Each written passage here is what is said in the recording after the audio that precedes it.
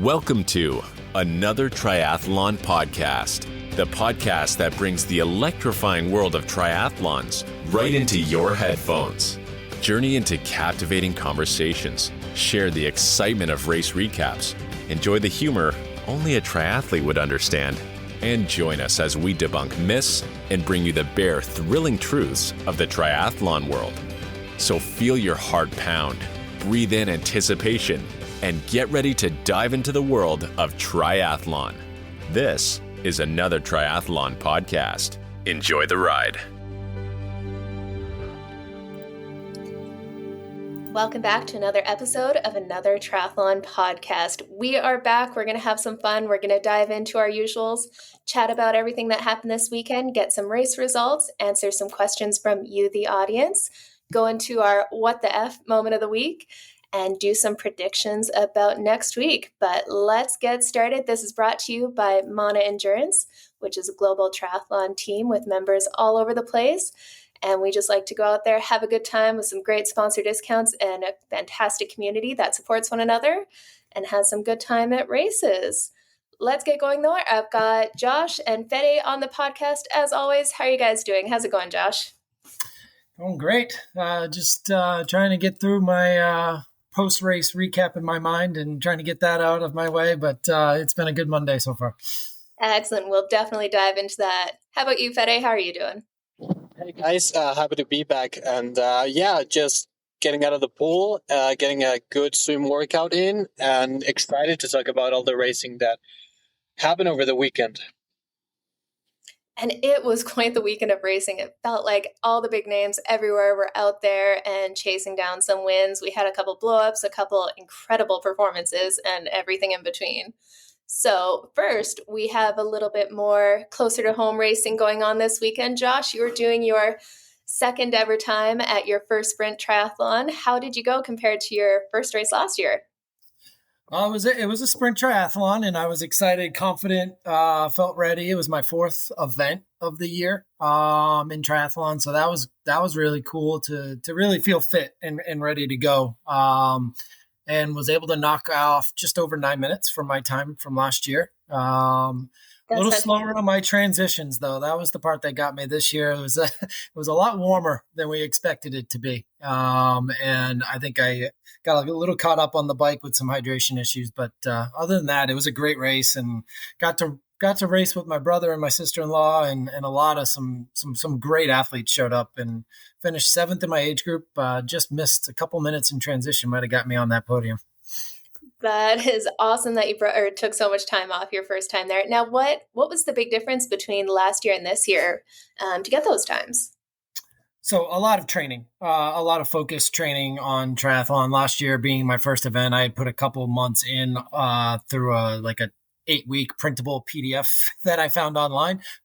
This year was a lot more focused with some 70.3 endurance and then a couple sprints mixed in there. So I was ready to go. I felt like I didn't have to worry about the nitty gritty little things, like how to set up transition area and what time to get there and when to pull the wetsuit all the way up when it's 80 degrees out and all those little things I didn't have to worry about. How to even put the tattoo on without it like peeling off before the race. So all the little things I didn't have to worry about, but it really came down to my swim was pretty much the same. So it was a quick swim. It's like 450, I think. So pretty quick, in and out in around 7 minutes. And then my bike was a big difference. I think last year I ran with the PSI way, way low. So I knew I'd kill that and was able to take a bunch of time off on the bike. And then in the run, I upped my time as well. So that was my goal. Get better, get faster at each leg. And now I just got to get better at T2. So after crushing the bike, you got to make sure you're ready to go for that run. Yeah, I can't let go of that. That's awesome. Congratulations. That's huge. And, a year is a long time in the triathlon world to just be able to kind of build up some of that confidence, get to know what you're doing. You've been through the process a couple times, definitely all makes it a little bit easier. So it's great to see that it all paid off here. I appreciate it. Yeah, I've already looked at next year and looked at the results and how close I missed the podium and things like that. So that triathlon bug, right? So it's there, and I have ruled out signing up for another race in the near future because I'm going to be focusing on my Boston qualifying marathon time. But there are some sprints coming up that I could jump into at last minute. I'm sure it'll happen. It's so funny. The last little bit of a triathlon, you're like, oh my God, I'm dying. I want this to be over. Why do I do this to myself? I paid for this. And then cross the finish line. Ooh, when's the next one? How much faster can I go? Exactly. That's awesome. How about you, Fede? How's the training going these days? What's up in your world? It's been going pretty good. Doing a bit of a run block focus training nowadays. I want to get a bit faster on the run. So been doing a lot of, threshold work, double run days, all that stuff. And while trying to keep the bike volume fairly high. And, the swim is just the swim for me. So, excited to see how this run block will come along, and we'll see if in 3 weeks' time I can deliver a good performance in Ecuador. So, excited to see all of that. That's awesome. Sounds like it's cruising along pretty good here. Now, out of curiosity, your audience may want to know, do you know what kind of mileage you're putting on in combination with all of the bike and swim? What signifies a solid run block for you? So for me, mileage wise or kilometers wise, I'm doing between 65 to 75 kilometers a week. So I think that's roughly like 35 to 40 miles of running.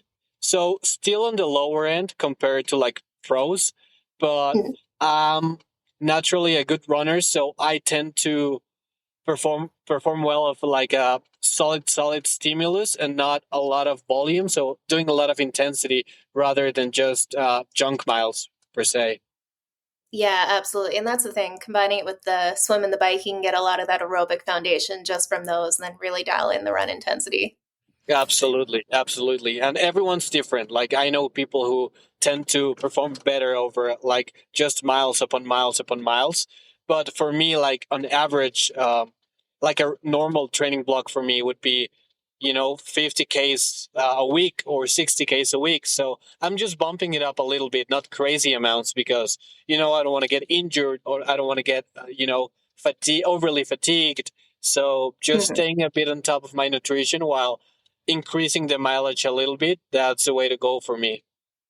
Yeah, and that's absolutely key. And I think a lot of age group athletes, that's where they go wrong, is they don't realize how much more fuel you need, essentially, if you're going to be putting that kind of run volume, especially with all the extra stress you're putting on your body hormonally, not to mention the muscles and tendons. That's great to hear that you're really staying on top of it. Oh, yeah, absolutely. And another variable for me is that I live in altitude. So that's another factor to consider. Eh? Like if I overdo it just a tiny bit, I'm done. So I just need to be very, very conscious about the intensity control and nutrition and dialing every run the way it needs to be done, not doing any heroic workouts and just being consistent. Absolutely. Actually, that's one thing I don't know if we've talked about, where we're all calling in from. Might want to share that with the audience here.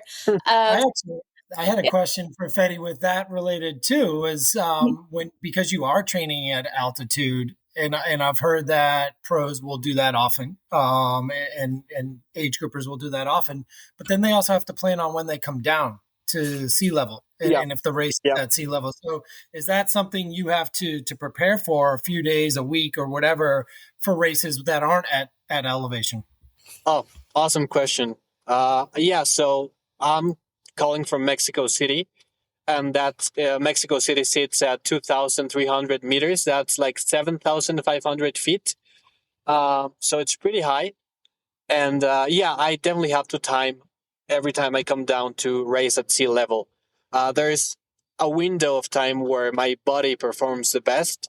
And if it's like an A race or like a world championship type of event, I try to go down to sea level like a week before, just because the first couple of days my body feels super like fatigued and tired and heavy. And I need my system to get used to the extra oxygen to be able to perform at its best. and if I'm not able to come down like a week before the event, I usually fly or drive to a race like the day before and then race, so that my body doesn't get overly exhausted from the extra oxygen, because it's used to perform with minimum oxygen, and then if I go down and there is extra amounts of oxygen, then my body starts to feel a bit off. So if I don't have the luxury of flying back to a race with a lot of time, I just send it on the night before and then race. Yeah, absolutely. That's the best way to do it. Kind of goes one of two ways. That like 3-4 days out just feels terrible. Like that is not the time you want to race out. Yeah, I used to live and train in Boulder, almost at that same elevation. Now I'm over in Calgary, which is about half at 3,500 feet. But it definitely makes a difference. One, you feel good because there's more oxygen. You feel like you can breathe. But two, your body is just kind of adjusting to it again. And it all feels kind of weird and sluggish and, heavier air with, having more oxygen down there. 100%. Yeah, it's an art to get the timing right when you come down from altitude to sea level, for sure. Absolutely. Yeah. And then on my end, just training away. And I've actually shifted my focus for the next few weeks. I'm going to go try to snag a duathlon world spot in couple weeks here, 3 weeks here.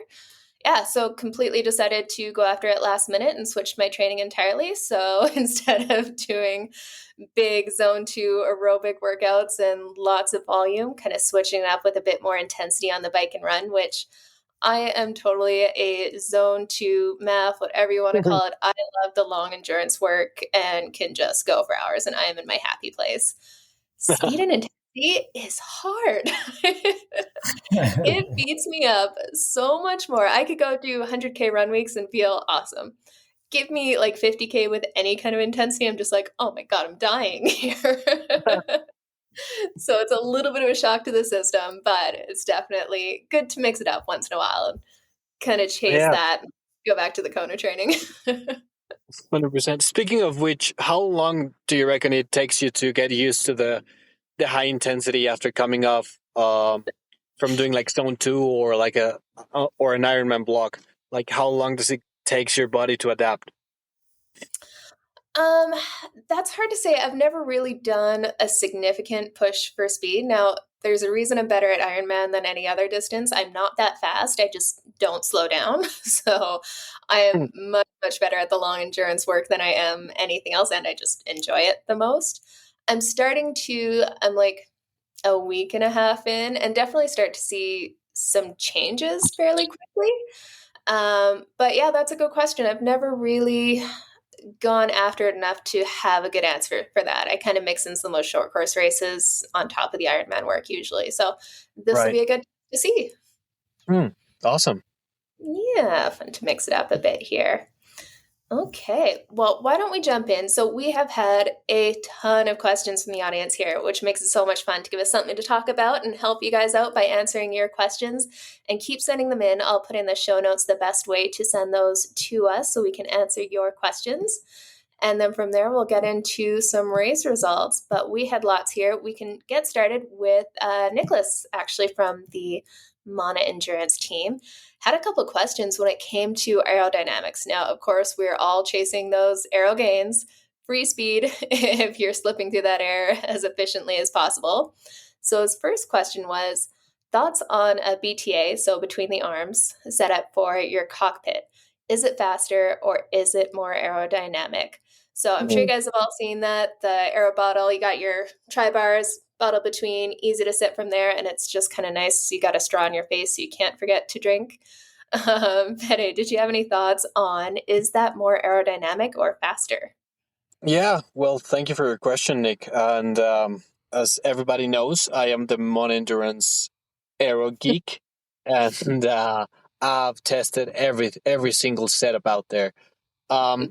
So the rule of thumb is that it's usually, there's no aero penalty with a BTA system.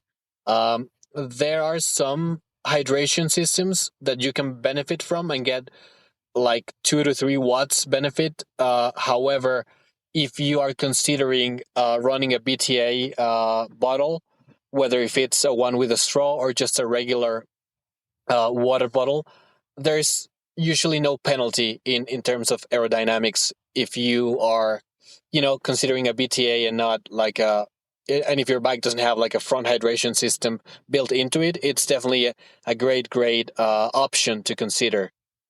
Yeah, and it's great just to kind of clear up some of that messy air that can be in between your arms and your head there. So one, aerodynamic doesn't hurt you in any way. And again, just easy access to nutrition, which is absolutely key for most age groupers and pros. As long as you don't go crazy like the Joe Skipper thing where you got the aero bottles on either side where you can't see where you're going and go off course. And it gets a little detrimental to your overall bike time. But outside of that, I definitely think it's the best setup. That's something I always use. How about you, Josh? Do you use a BTA? How do you set up your hydration? Yeah, so I've got a BTA with the straw, and it also doubles as my bike computer holder as well. So that's built in on top. So it really works with me set up in the aero. It has worked. The one thing I've had to be careful with is losing fuel on some of the longer runs out of T1. And the bike bouncing, and some of the fuel dropping out. So you get out to the mount line and you've already lost half your bottle. So I've really tried to figure out how to fill that, and actually learn to not fill it as much, and grab a water bottle at the first aid station and fill up the rest. Absolutely. That's a great tip in there. And then Nick also goes on to ask a few more things about aerodynamics here, specifically about Roth, which we'll talk about a little bit more in a bit here. But with Roth, they actually banned the camelbacks or fairings on bikes. So we've seen a lot of the pros lately sticking camelbacks down the front of their jersey, which is said to have some aerodynamic gains by, again, just fixing some of that messy air and helping the air move more efficiently around their bodies. But they also are allowing illegal stack shoes that are not allowed by like running athletics or any other Ironman races. So what are your guys' thoughts on then kind of making that differentiation, allowing one thing that's not banned anywhere else and not allowing something that everyone else is banning? Let's start with the camelback. What are your thoughts there? Okay, so camelback, I don't know, like everybody is different and everyone has different CDA numbers. So CDA meaning the coefficient of drag for our listeners, and that number, the lower the better. That means you're cutting through the air more efficiently. And these guys test everything. So for someone, it might benefit them to wear the camelback, and for some other people, it might be even detrimental or slower. I think that, well, my opinion is that they shouldn't ban those type of things because it's pushing the sport in the right direction. However, on the shoes front, I strongly believe that every triathlon body or organization needs to comply with the World Athletic shoe policies, meaning just one carbon fiber plate, stock height, no higher than 50 mils, just because it makes the race a bit more fair for everyone, and you can have people wearing crazy prototypes with like springs on them. Get those moon bounce shoes going at some point, just running down the Ironman course. Yeah. How about you, Josh? Did you have any thoughts on those camelbacks setup? So, I mean, I agree with everything Fede said. And I think just to add to the fact that if you're an average age grouper or even an elite age grouper, the difference it's going to make is probably minimal. If you're not going the professional speeds, that little bit of difference is not. Now, it could cost you more time than it helps you too, because a lot of people have seen pros and some of them struggle to even get the camelbacks into their tri-suits zipped up correctly and locked in at the chest level and things like that. So it could be a detriment. It's almost one of those things you got to practice in transition rehearsal, I guess. And then I think the shoes, I mean, the shoe technology just keeps getting crazier and crazier. And I think the shoes that Pat Lang was in with the new Adidas prototypes. Mhm. Those he clearly ran a heck of a marathon. And Yeah. and breaking records, but everyone's breaking records. So I mean, where is the technology going to stop? Soon enough, they'll either get approved or banned completely. So it's just hard because there are so many different governing bodies, and now when you've got Ironman and Challenge Roth and US and Canada, I mean, everyone's got a different governing body. So it's kind of hard for the athletes to keep up. And why not test the limits? I guess if it's going to try and win a race. Yeah, race within the rules. With that camelback on the front, though, I can't help but think about the comfort level. Like, you might get a couple there, but if you're riding your bike, and Joe Skipper talked about it there, how like his knees are hitting this camelback in the front of his suit constantly while you're riding, you got to think at some point that's going to start to change your position, or you're going to start to squirm around a little bit more, maybe spend less time in the aero position. And I just think about chafing. Like, you got to think at some point that thing's going to start to chafe if it's cruising around in there. And that could be very painful by the end of the bike or in the shower afterwards. I don't know if you guys have felt post-race chafe when you get in the shower. You're like, oh, I didn't know that was there. Yeah. Maybe we'll have to ask him if he got any post-race chafing from the camelback stomach. But I can't imagine. That would drive me absolutely insane. For 180 kilometers, your knees like banging into this water. But no, not for me. You've already got the heart rate strap. Right? Yeah. Ironman's hard enough. You don't need anything making it harder. Awesome. Yeah, and on the shoes and stuff, again, it's funny in triathlon, the bikes are so far from the governing body in cycling of UCI. We're just like, screw it, we're going to do whatever we can to make it faster, go have fun. But I can definitely see the thought process behind getting to a point where these shoes are going to get a little bit ridiculous here. Like I said, I totally picture those moonbound shoes you're running along there. So there needs to be some restrictions just so people get injured at some point. If you have like a 60 mil stack, 70 mil, like if you start to get up there, things are going to start to get a little bit just ridiculous. Yeah, like imagine a very twisty course with a lot of corners and having like a 60 mil stack height shoe. Trying to cut those corners, your ankles are going to be gone. And was it you guys were talking about how there was like a finish line slow-mo of Sam Long running down the finish line, and like you see his ankles collapsing in as he goes down that line. Could you imagine that with like a 70 mil drop? Like, that would be dangerous. And they don't have a warning label to not train in these shoes. These are only race day shoes. Don't train in them. Yeah. We had that conversation last week too, but I don't think they come with that warning label, right? They should. They should. Although I'll be totally honest, I took a picture, so it's on the internet here, but I did wear my race shoes on a very hilly run on Sunday. But man, they help with hilly runs a lot. You feel so much better afterwards. They do need to get broken in somehow too, though. There we go. That's what I'll say. Well, let's move on here. So here's something that I will try not to go on too much of a diatribe about because I could talk about this all day. But we had a question from Andy asking about women's menstrual cycles and the effect on performance. Is it best to race at the beginning, middle, or end of their cycle? Now, this is something I wanted to bring up because it doesn't only affect female athletes, but also male coaches, because I find so many male coaches don't quite understand how women's hormones can actually affect their performance. And I'll put into the show notes, I wrote an article that goes a lot more in depth into this, but I'll kind of give the high level overview here. But basically, a women's cycle is broken into two halves, and the hormones and how your body can actually perform are drastically different between the two. So when it comes to race day, ironically, the best time to actually race is in the first part of your cycle. So after your menstrual cycle starts. It's annoying because of the logistics of it, and we saw a lot more women have been out talking about it and talking about the challenges of racing on their cycle.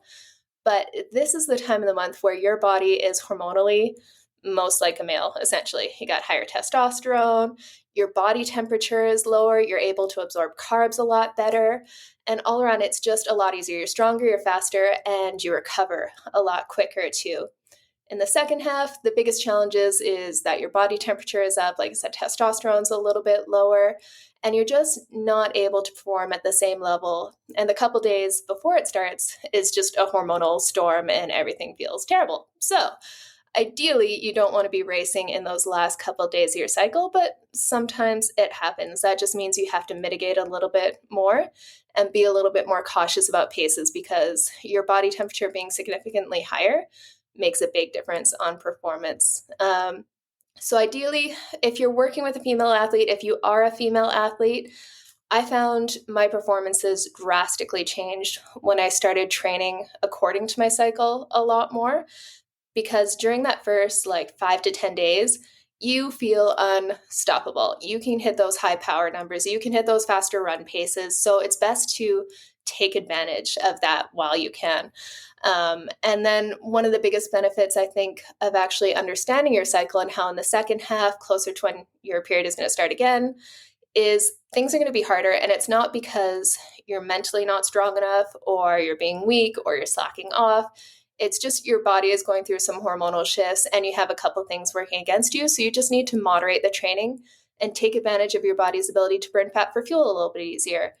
So we can definitely, oh man, I could dive into this so much. I won't get too into it here. But a really good thing for female athletes to do, if they can, is track their cycle and work with your coaches, whether they're male or female, to really take advantage of those different parts of your cycle to maximize your performance. One question I do get a lot is how do you take advantage of this if you're on hormonal birth control?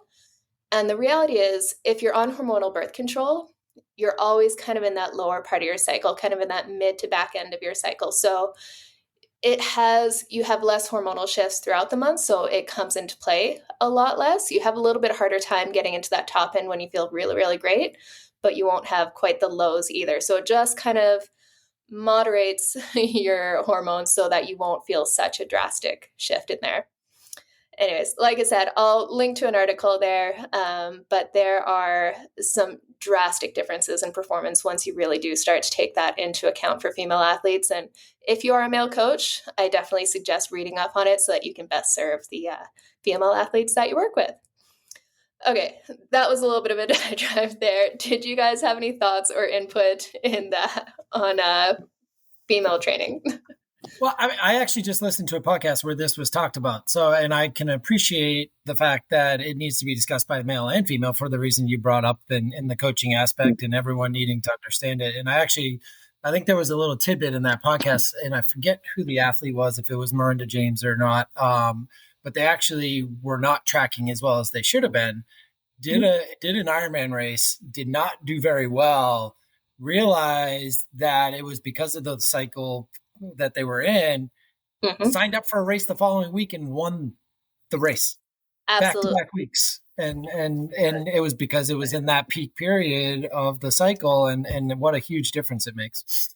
It's absolutely insane. I don't think most women who haven't tracked it really understand quite the difference it makes. And obviously most males haven't felt that. So yeah. It's really shocking, the difference it can make there. Yeah.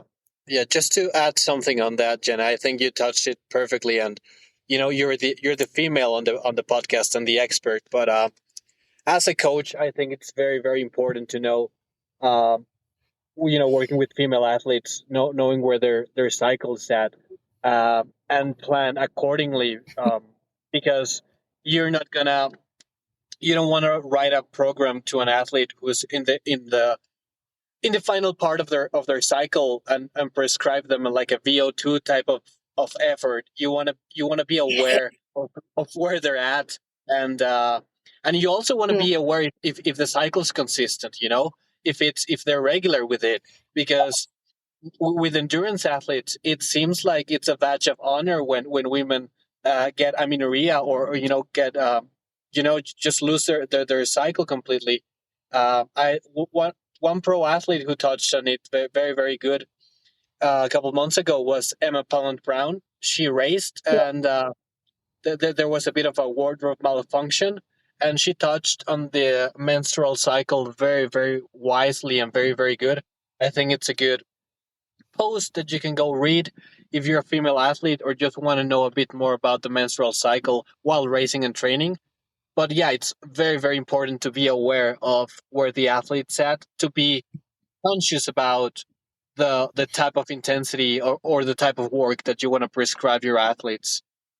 Absolutely. No, love to hear that you guys are dialed in with it too, and that it is becoming a conversation that people are talking about more, and there's less stigma around it because we're human females. This happens. So it needs to be taken into consideration. With that, I have another question about aerodynamics. That seems to be the topic of the week here. So from, forgive me for pronouncing this wrong, Yuri Dillon, he asks, at what point is a dedicated tri-bike better than a normal bike with aero bars? I watched Gustav on a 70.3 knowing it was a hilly course using a road bike. So, Fede, what do you think there? When would you prescribe an athlete to use a road bike over a tri-bike? Well, thank you for your question. I would say if you only have a road bike with a set of tri-bars, just invest in your position. Your position is the most important part of your aerodynamics. Doesn't matter if you have a tri-bike or a road bike. If just dial in your position, then work from there.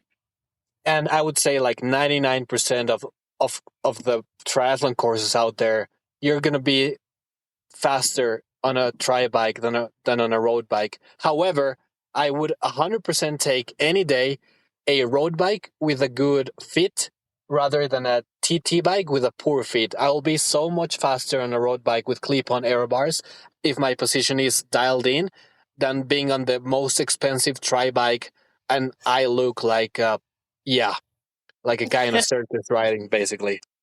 Absolutely, could not agree more. And that's one thing that I find triathletes are hesitant to spend money on sometimes is actually getting a good bike fit when, if you think of the thousands of pedal strokes that you're putting in, it opens you up to so much injury.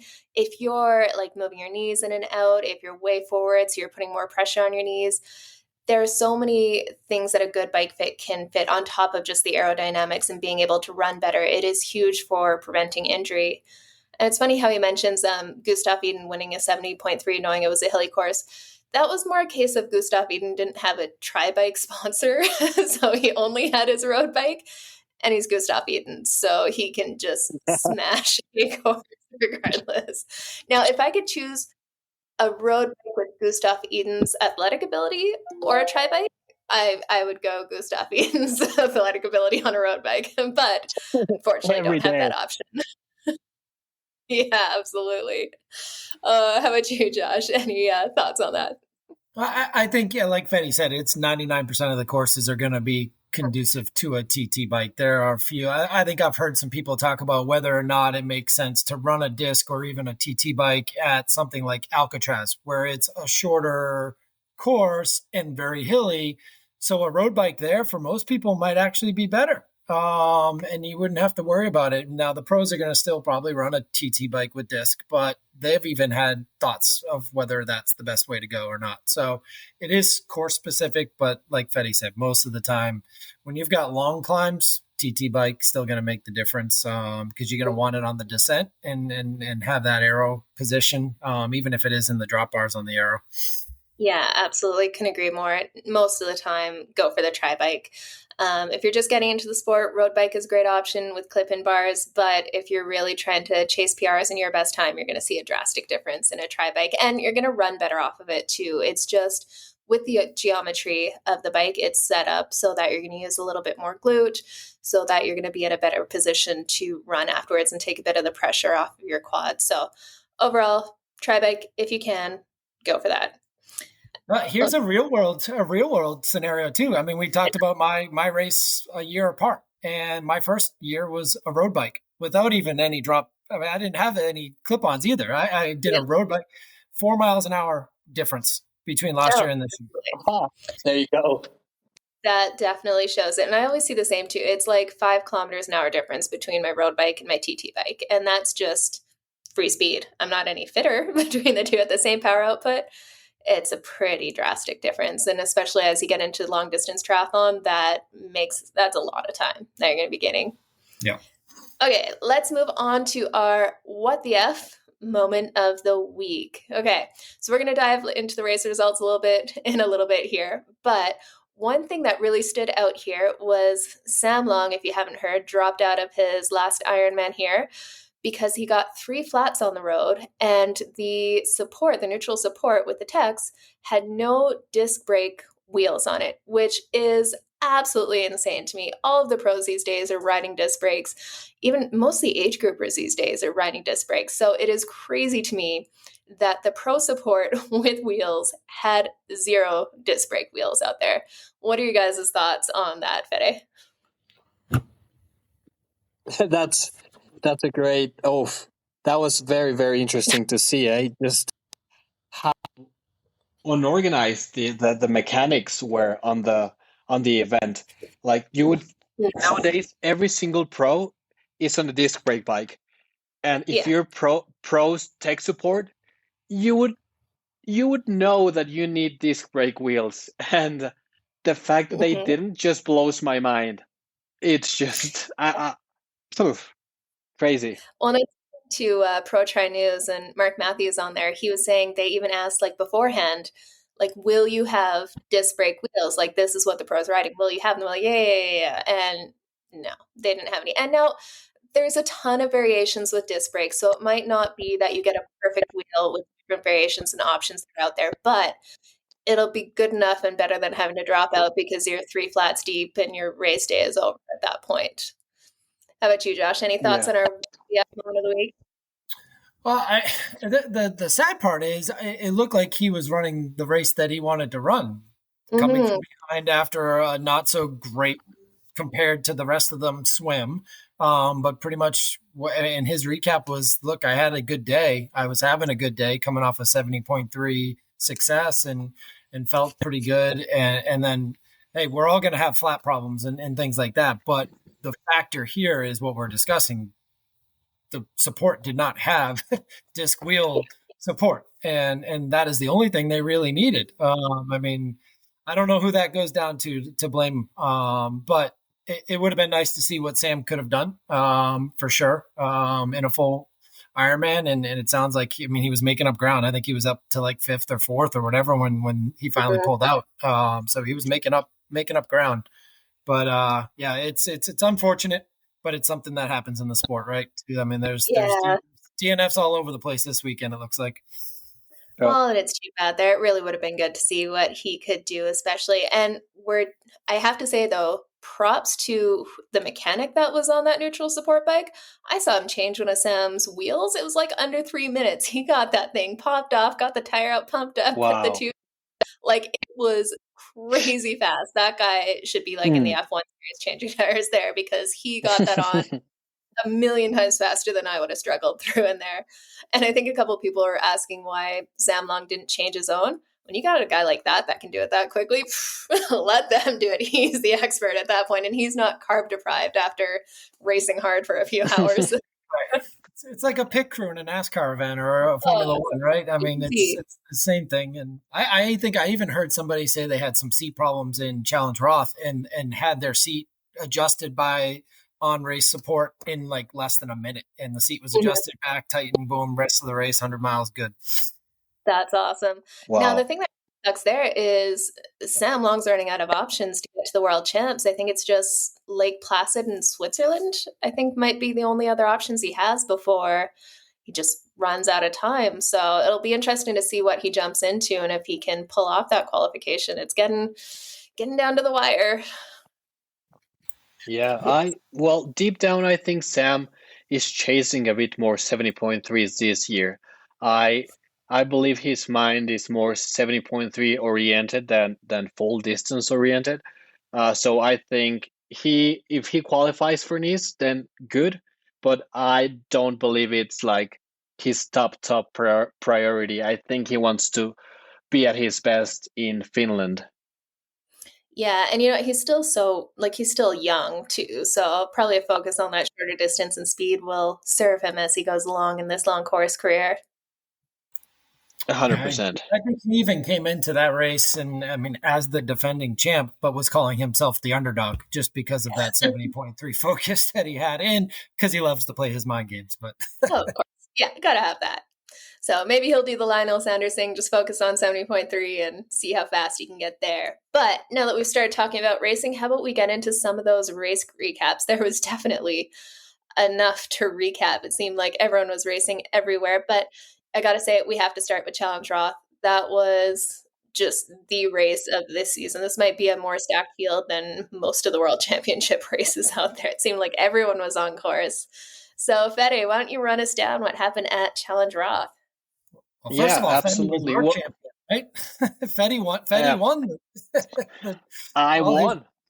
Fede is our champion. He got the predictions right across the board. Undisputed. Should we have a little competition on the podcast here? I just thought of this. Haven't run it past you guys, but do you want to do like a point system or something and see who comes out the winner at the end of the season with race predictions? What do you guys think? Seems like the thing to do.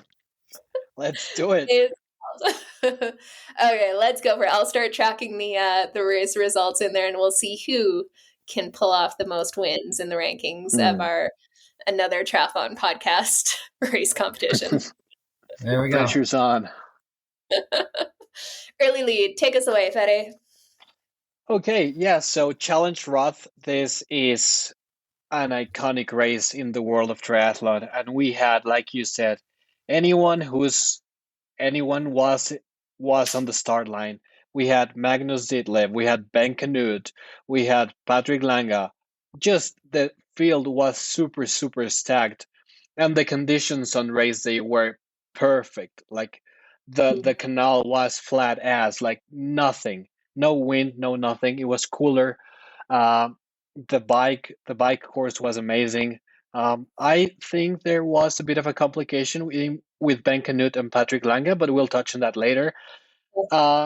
And I don't know if you guys recall, but I said last week that I was 100% sure that the record was going to fall in both men's and women's. And little did we know, Magnus clocked a 7:24:40 with the new men's world record, and Daniela Riff, she has to be referred as the GOAT, no matter what. Like men and women, she is on top of long distance triathlon. 8:08:21, new world record by like 10 minutes, which was mind blowing. She was in a league of her own, outbiked everyone. You know, we used to think that nowadays you can win a race on a bike. Well, Magnus and Daniela proved it wrong for both races. We had a stellar performance on the marathon with Patrick Lange running at 2:30, and that's the fastest anyone's run the long distance triathlon marathon. So if Josh needs some inspiration for his Boston qualifier, I think Patrick is the man to go. Yeah. There's been so many good runs this year in all of Ironman. It's unbelievable. And then to watch what they did in Challenge Roth is just it's mind blowing. It was crazy. Like Christy Wellington's record for the women stood for 12 years, and Daniela comes in, destroys it by 10 minutes. Like that is absolutely unreal. It's so impressive. When Angry Bird is on, she is, like you said, the GOAT. Like it's unreal. Yeah, she's on fire, and she went back to her former coach after being self-coach for a bit. And yeah, it seems to be working now. Yeah, can't argue with those results. What did it look like for the top three on either? Well, let's go top five on either side. This was so stacked that, man, it was crazy times across the board. Yeah, so we had obviously Magnus taking the win. Then we had Germany's Patrick Lange with a 7:30:04. Then we had the American Ben Canute with an American record at 7:37:01. Amazing. Then we had another Dane, Daniel Bagigo, who clocked a 7:39:59, which take it with a grain of salt because he had a bit of a bit of a mechanical. He couldn't change gears for a bit of a large portion of the bike. And then we had Joe Skipper from Great Britain, a 7:44:10. So yeah, all these guys were flying, flying, flying, flying. We Yeah, had, of course. Oh, yeah. sorry, Jenna. Go, go, go. I was going to say, we have to give a shout out to Jason Pohl, one of our Mauna Endurance pros here. He absolutely crushed it after a few years kind of dealing with injury and some downtime. He came in with, I think, like 7:47, which is absolutely Yeah, ridiculous. So he's a Canadian pro. That's got to be one of the fastest times by a Canadian, period. I'd be curious to see where he ranks in there. But great to yeah. see this breakthrough performance has been coming for a long time. So it was good to see him out there and, man, just coming up against some of the best in the world. Yeah, 7:46:59. So I think Jason will take that 1 second to be under 7:47. Yeah, seventh place, very very solid. And the kid, I think Jason is also another guy who doesn't leave any stone unturned. And the Mona kid was dialed in, super aero, super fast, and very very That good looking. Yeah, no, it was the Mauna kid. It was so weird. I know. No. No, and we'll be getting him on the podcast here. He's excited to come on and tell us a little bit more about his day. So we will chat some more with him too to hear how his day went down. Yeah. Yeah, so what do you guys think about Sam Laidlow? He got off the bike with Magnus, and he got some stomach issues, which apparently he has been dealing with for a long, long time with stomach stuff. What do you guys think about that?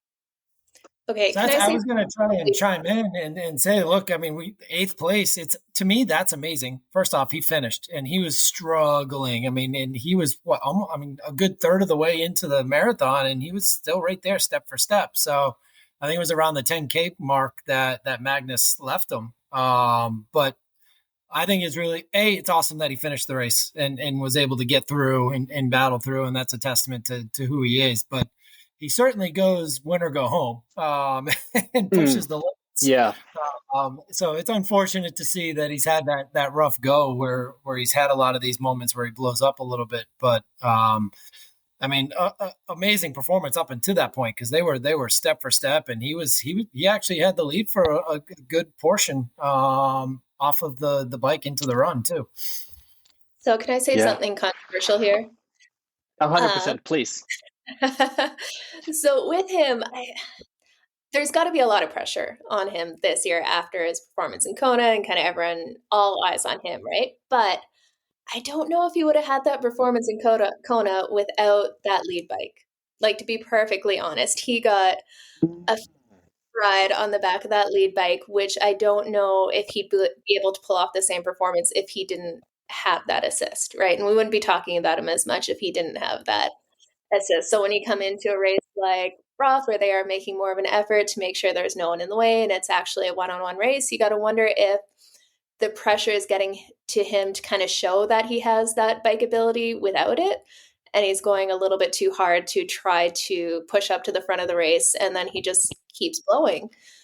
Like I said, a little controversial in there, but you got to wonder because he hasn't shown anything like that before. And he hasn't done anything like that since. So I don't know. I don't know if we'll see that same domination by him.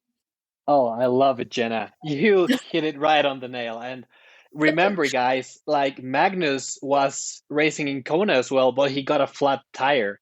So Yeah. I mean, coulda, shoulda, woulda. But imagine if Magnus didn't had a flat tire in Kona. Could Man, we? that would have been a Could we? battle. Could we be probably talking about potentially Magnus winning Kona and then setting a new world record now?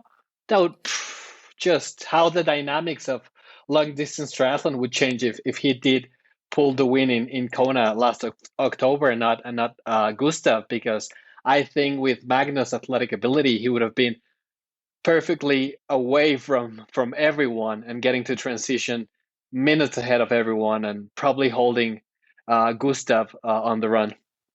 See, and that would have been such a good battle to watch, though, too. And we won't get to see that for a while because Gustav is, chasing after the Olympics. But could you imagine that run if, like, Gustav is chasing him down and it's actually like a battle to the finish line? I think it could have been a Cool. lot closer. I think that would have been so fun to watch. So good. Anyways, that's my thoughts there.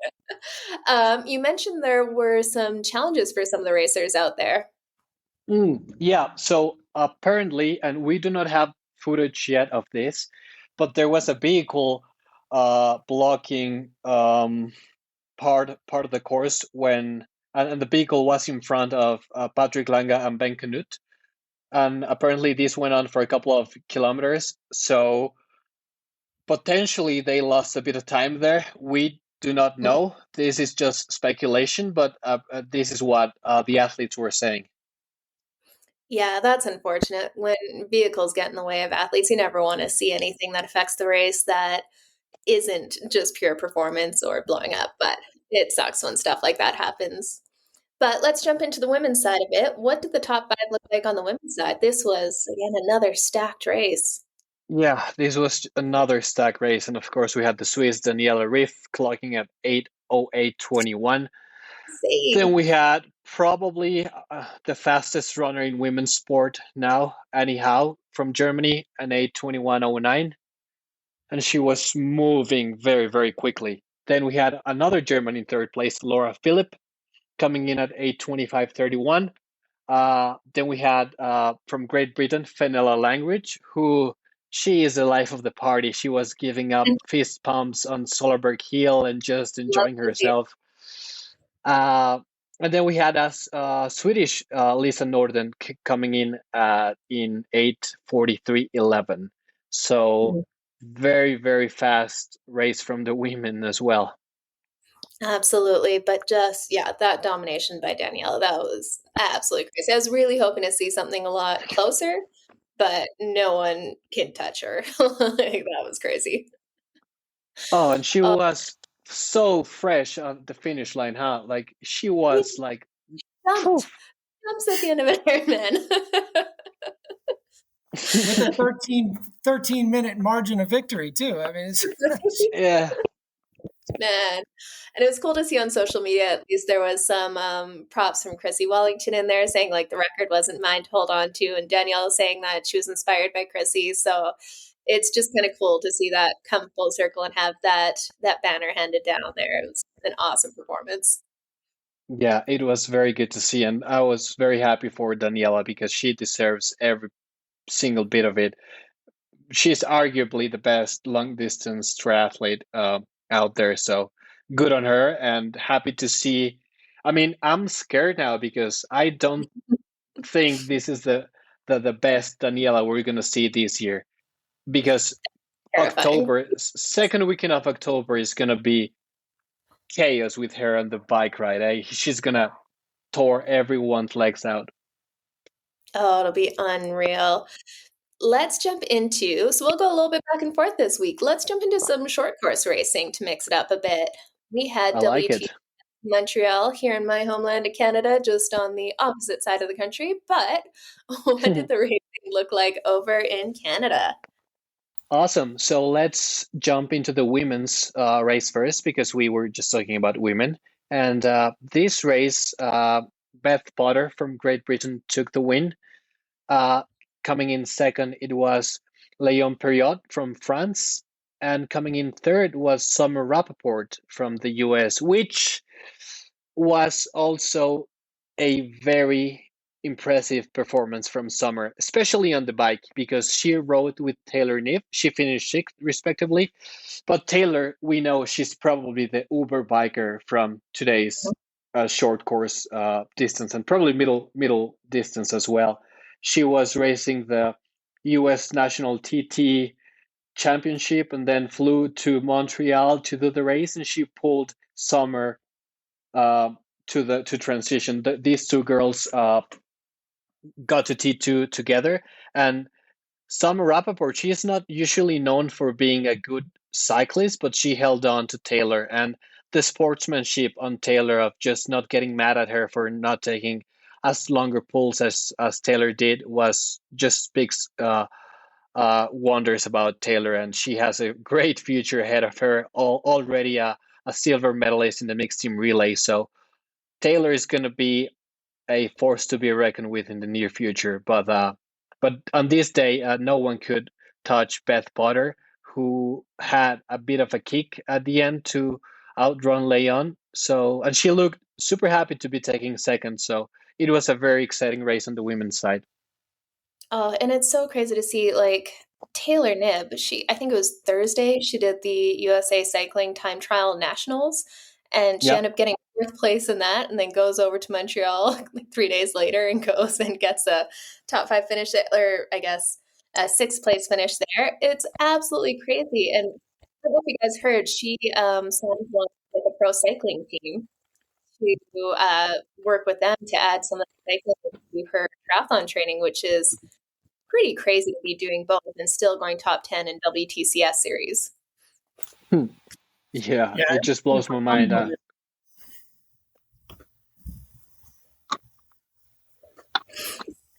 No, some crazy racing over there. And actually, speaking of time trial nationals there, we'll jump into a little interlude there, but we had another triathlete, Paula Finley, racing over at the Canadian TT Nationals, and she absolutely decimated it once again. Absolutely crazy to see. And Yeah. this is the one time I was on a start list with Paula Finley. I was supposed to be up there racing to give Canadian TT Nationals a shot. And that's something I was excited to try out with my new Factor bike, because it has a seat post setup where you can swap the seat post to either be UCI cycling legal or triathlon setup. But unfortunately, with some life stuff, didn't quite manage to get away with mom life to go race up there. But it was so cool to see at least another Canadian redhead triathlete win it, if it couldn't be me. I'm actually a bit mad at you, because I really wanted to see your numbers and do a little bit of reverse engineering and see how fast Paula was. But that's just me being selfish. Man, it would have been so fun to just let her rip. It's so nice. The time trials, you just have to bike hard. You don't have to run afterwards. Like, what even is that? It's called an extended FTP test is what it is. Pretty much 29K, so it's basically 40 minutes of pain. Go max effort. Next year, that's definitely going to be on the docket next year. But no, it's triathletes really mixing it up, because it shows how strong these triathletes actually are, like that they are mixing up with pro cyclists and up in the ranks or winning. It is unreal. They don't just do 3 sports pretty okay. They do them world-class level across the board, which is crazy impressive. Yeah, and I think nowadays cycling is the one sport where world-class triathletes are able to compete with world-class cyclists, because of course nobody's going to be running toe-to-toe with Eliud Kipchoge, or they're going to be swimming with a men's 1500 meter swimmer, which, but they're not too far off, so I really like when triathletes jump across single sport disciplines, and they hold the banner for us that we actually don't suck at all 3 sports. Well, that being said, we had Beth Potter. She ran, what was it, like a world record pace for a 5K in the road. They ended up not certifying it because apparently it wasn't measured exactly, or there's some controversy there, but she ran absolutely blistering pace for that. So it's just, crazy to see how good these triathletes go across the board. Oh yeah, she did a 14:41 a couple of, I think it was earlier last year. Yeah, crazy. Just imagine 14:41, like off of triathlon training. She's not even just a runner. Like, she's gonna go run 14:40 for a 5K. I'll take that for 2 miles. Right? Oh, well, after that tangent, will we jump into the men's racing over at Montreal? Yeah, let's jump right into it. So we had Aussie Matt Hauser taking the win, which was really good to see. He is an unbelievable swimmer, and the way he has been improving on the run just blows my mind. Then we had Brazilian Manuel Messias. This guy's a youngster. He was born in 1996. So just imagine, we are old. We are old, guys. Cool. And No, then we had Jelle Gins from Belgium running up the podium. And this was a very, very exciting race. Christian Blumenfeld came in 5th place. So he is slowly but surely getting back in form. And this was a very well. We had Gustav on the start line as well. He finished the race and he said he's not in the place he needs to be at this time of the year. But he had a very, very tough past few weeks and few months. His mom sadly passed away, and he was just spending time with his family. He posted a very emotional message for coming back to racing, and it's just good to see him back racing. And I think the sport needs him back, and I just wish he he finds the strength he needs to be back on top of the sport. And just I'm sure he will, and he's gonna honor his mom every single race from now on. mm-hmm. No, I can't imagine having to deal with that while trying to perform on a world stage. So our thoughts are definitely with him and his family in this hard time. Yeah, for sure.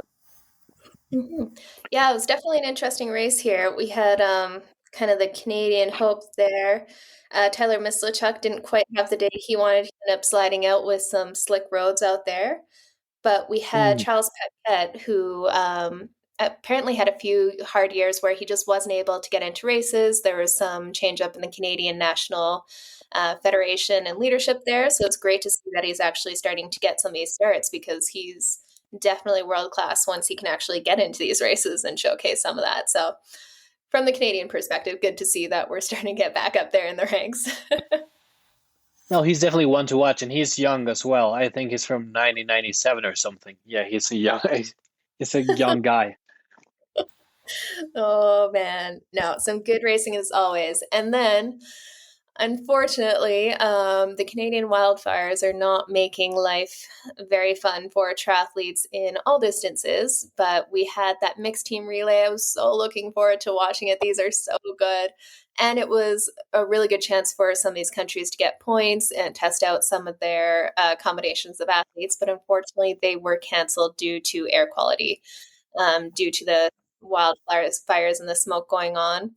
And then we also had, Ironman 70.3 Mont Tremblant, again, canceled too with smoke and wildfires, which is really unfortunate. It's one thing for the pros not to be able to race, but I know so many of these age group athletes, it would have been their first event. They would have sacrificed so much in their everyday life to get to that start line, put so much effort into it, and they can't just turn around and race somewhere else. So it was really unfortunate to see that race canceled because the air quality. But from the athletes I had racing that I talked to, they said it was absolutely the right call because it was just horrific out there.